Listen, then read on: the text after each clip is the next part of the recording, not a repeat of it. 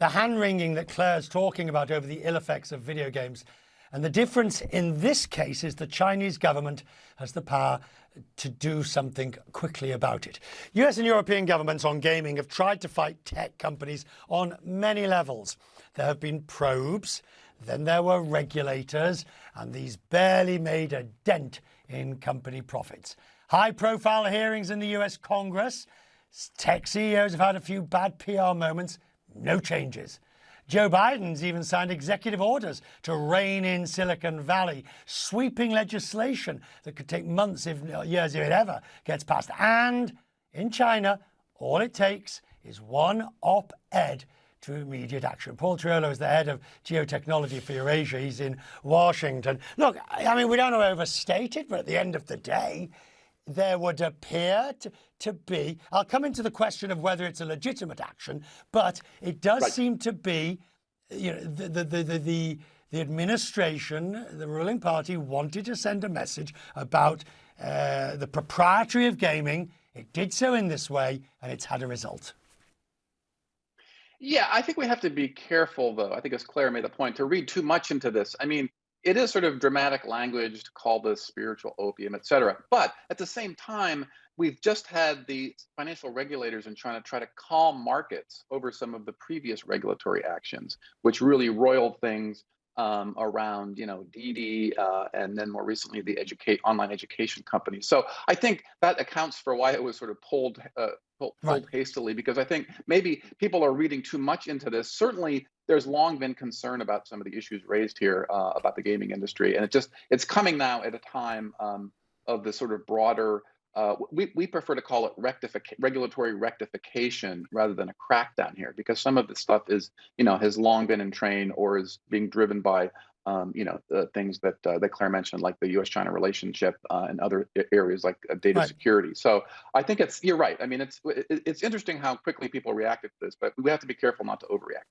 But I guess in our morning meeting, we sort of said, look, if the chairman of the Federal Trade Congressional Committee or something like that made a statement or wrote an op-ed, well, we would be talking, you know, we would all think about, oh, well, where's he going to go? What's he going to do? What perhaps is the support? Is the this and that and the other? But when it happens in China, and I know you sort of believe that there are legitimate public policy reasons, and it's not just the Chinese government saying we can, therefore we will.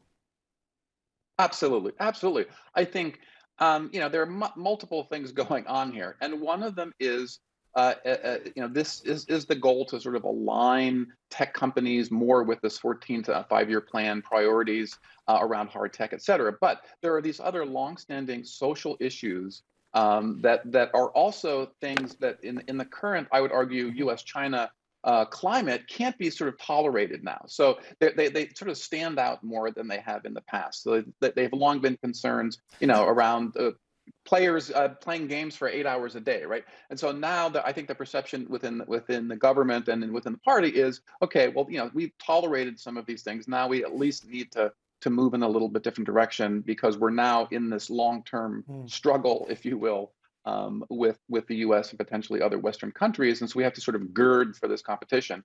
But at the same time, these are domestic concerns, families, you know, dealing with online education costs, et cetera. So yes, they're very, very much aligned with both domestic priorities and then also with this sort of broader issue of China's competitive stance, if you will, versus for the U.S.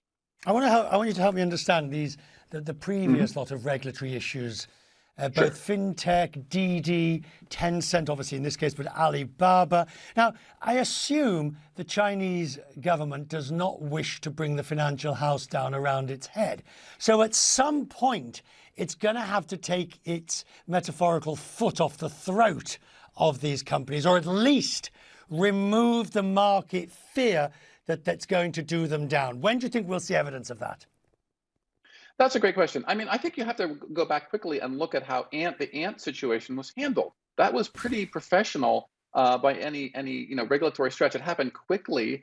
Ant had to restructure. So part of the calculus here is this idea of, you know, disorderly capital, and that really means we think more about companies getting into these other areas where they hadn't previously been. So with Ant, they came up with a restructuring plan. Ant has restructured, and it was fairly orderly here in the sort of antitrust area. And the other big piece of that, of course, was this idea that Tencent and Alibaba were forcing consumers into one or other of their vertical sort of gardens, walled gardens. And so that was sort of the public policy piece of that. So that's already changed. And of course, even now with this latest thing, you've seen Tencent react to the sort of the warning here. So there's already things the companies are taking preemptive action.